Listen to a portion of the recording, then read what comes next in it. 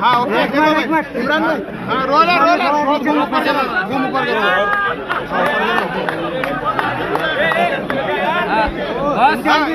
इम्तियाज भाई रोलर, क्या कहेंगे अब आपकी उम्मीदवारी जाहिर हुई है?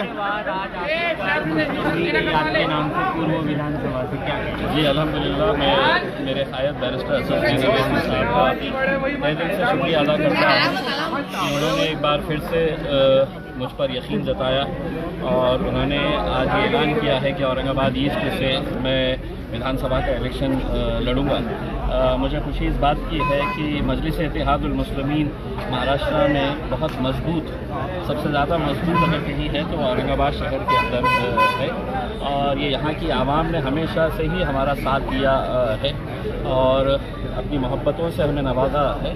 अब इस बार का इलेक्शन भी मुझे पूरा यकीन है कि हमारे जितने भी कैंडिडेट्स जो खड़े रहेंगे वो इंशाल्लाह ज़रूर कामयाब होंगे और लोग अपनी दुआओं से आएंगे। इम्तियाज भाई, बीजेपी से ओबीसी है, कांग्रेस से मराठा उम्मीदवार है, आप मुस्लिम समाज से हैं, ये सारे समाज को जोड़ने का काम आप कैसे करेंगे? देखिए, मैं समझता हूँ कि औरंगाबाद के अंदर कम से कम हमारा जब इलेक्शन होता है तो लोग जाति और धर्म से ऊपर उठ के अच्छा कैंडिडेट कौन है, काम कौन करता है, उस हिसाब से फैसला करते हैं। तो इलेक्शन है, कोई हारेगा कोई जीतेगा, यकीनन सब अपने अपने पॉलिटिकल पार्टी से खड़े हुए हैं, हम भी खड़े हैं इंशाल्लाह। क्या आपके जिगरी दोस्तों को आप मैसेज देंगे जो आपके उम्मीदवारी जाहिर होने का इंतजार कर रहे थे? देखिए, मैंने ये कहा है कि मजलिस इत्तेहाद मुस्लिमीन के नाम में ही एक इत्तेहाद शब्द है और यकीनन जब किसी का कैंडिडेट डिक्लेयर होता है और दावेदार उतने ही मजबूत होते हैं, फैसला किसी एक के हक में होता है, लेकिन यकीनन जितने भी लोग हैं वो पूरे ताकत के साथ मजलिस के साथ रहेंगे, जुड़ेंगे और पूरी ताकत के साथ काम करेंगे। इसके लिए दूसरी पार्टी में जाने वाले लोगों से देखिए, हर आदमी को ये इख्तियार है कि कौन कहाँ जाना चाहता है, लेकिन मजलिस इत्तेहादुल मुस्लिमीन के अंदर मैं नहीं समझता हूँ कि ऐसा कुछ होने वाला है। ठीक है, मतलब ये पार्टी उसी वक्त आगे बढ़ सकती है, हमारी क़यादत उसी वक्त खड़े हो सकती है जब हम आमिर साहब को, हम हमारे क़ायद के फ़ैसलों के ऊपर हम सब ने लब्बैक कहना सीखे। उनका जो भी फ़ैसला है, अगर हम अपने क़ायद को ही नहीं मानेंगे तो ये पार्टी कभी बढ़ नहीं सकती है, हमारी क़यादत कभी खड़े नहीं हो सकती है। इसमें साहब ने फैसला किया है, अल्हम्दुलिल्लाह मुझे यकीन है कि पूरी आवाम इसके ऊपर लब्बैक कह के आगे काम करेगी। मुस्लिम मराठा का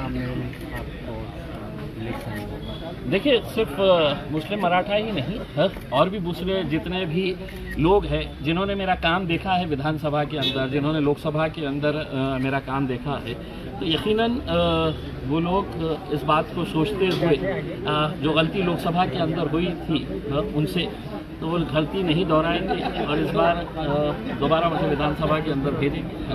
औरंगाबाद की आवाम के लिए कुछ खास मैसेज देना चाहेंगे आप?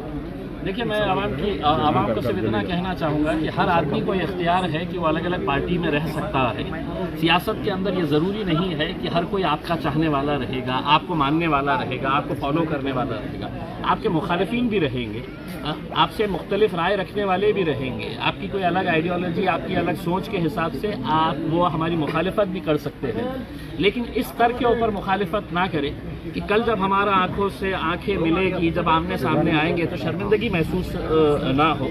तो ये लेवल के ऊपर आप लड़िए, जहाँ पर रहना है रहिए, आप जिस जमात में है, जिस पार्टी के अंदर है, आप वहाँ पर रहिए, काम करिएगा, लेकिन लड़ाई का भी एक स्तर होना चाहिए, उसको इतने घटिया लेवल के ऊपर नहीं लेकर आइए कि आगे चलकर हमको एक दूसरे से आंखों में आंखें मिलाने के लिए शर्मिंदगी। विकास के कौन कौन से मुद्दों पर आप इलेक्शन लड़ेंगे? देखिए, औरंगाबाद के अंदर क्या है आप खुद जानते हैं, जो मुद्दे पिछले 3-4 महीनों के अंदर बदले हैं ऐसा नहीं है। औरंगाबाद के अंदर क्या क्या करना है ये तमाम आवाम को हमने लोकसभा के इलेक्शन के दौरान हमने बताए थे। इस बार भी ये है कि इस शहर के अंदर स्कोप बहुत है काम करने का। उसमें अगर जज्बा है किसी के अंदर, कोई जद्दोजहद करना चाहता है तो बहुत कुछ कर सकते हैं शायद। सर एक सवाल मेरा ऐसा है, अतुल साहब अभी हाल ही में कह रहे थे कि एमआईएम में आपस में ही लड़ाई चल रही है और जिस तरीके से 2 बार मैं जीता हूँ, इस बार भी कोई भी उम्मीदवार मेरे सामने आए मैं इस बार जीतूंगा, ये उनका दावा है।